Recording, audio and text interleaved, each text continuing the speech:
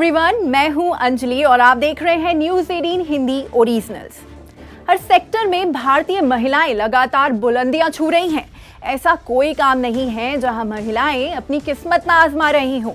ऐसे में उन्हें अपने अधिकारों से जुड़ी जानकारी हो, ये भी बहुत ज़रूरी है। सिर्फ अपनी सेफ्टी ही नहीं बल्कि महिलाओं को कई ज़रूरी लॉज के बारे में जानना चाहिए ताकि अपनी हिफाजत के साथ साथ आसपास की लड़कियों और महिलाओं को जागरूक किया जा सके। आज भी भारत के कुछ हिस्सों में बाल विवाह और दहेज जैसी कुप्रथाएं हैं।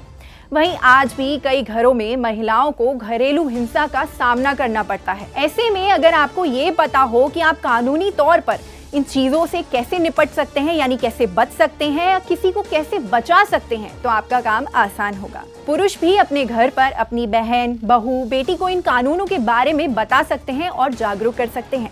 आइए आज हम इन्हीं के बारे में जानेंगे। बाल विवाह निषेध अधिनियम यानी the prohibition of child marriage act. Bharat में सदियों पहले बाल विवाह ने पैर पसारे थे। कई लोग आज भी इसे भारतीय संस्कृति और परंपरा का हिस्सा समझते हैं, इसलिए इसे खत्म करना मुश्किल भरा काम रहा। बाल विवाह निषेध अधिनियम के आने के बाद से अगर कोई 18 साल से कम उम्र की लड़की की शादी करवाने की कोशिश करता है तो उसके खिलाफ इस कानून के तहत कार्रवाई की जा सकती है। आपको बता दें कि हमारे देश में बाल विवाह अवैध है।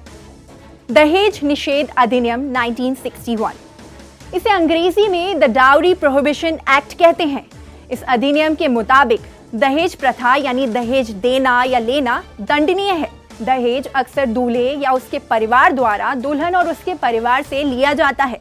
इस कुप्रथा का खामियाजा कई बार महिलाओं को भुगतना पड़ता है। कुछ मामलों में देखा गया कि कम दहेज या दहेज ना मिलने की स्थिति में लड़के या उसके परिवार द्वारा लड़की को प्रताड़ित किया गया, उसे मारा पीटा गया और यहाँ तक कि उसे जला भी दिया गया। इन चुनौतियों से निपटने के लिए जरूरी है कि डटकर इसका सामना किया जाए।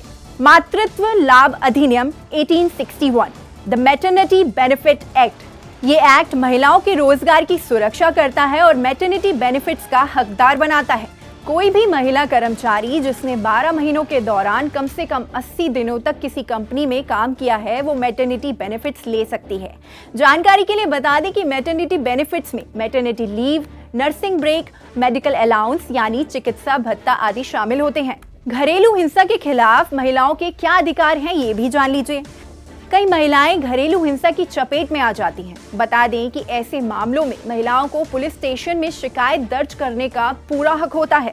दरअसल भारतीय संविधान की धारा 498 के तहत ये बताया गया है कि अगर किसी महिला को डोमेस्टिक वायलेंस यानी घरेलू हिंसा झेलनी पड़ती है तो कानून उसकी पूरी मदद करेगा। ऐसे में हिंसा करने वालों को जुर्माना और जेल भी हो सकती है। ऐसे ही एक और कानून होता है जिसके बारे में आपको जान लेना चाहिए। आपको बता दें कि धारा 160 के अनुसार अगर किसी महिला से पुलिस पूछताछ करना चाहती है तो उसके साथ उस वक्त महिला कांस्टेबल या उस महिला के परिवार के किसी सदस्य की मौजूदगी होना बहुत जरूरी है।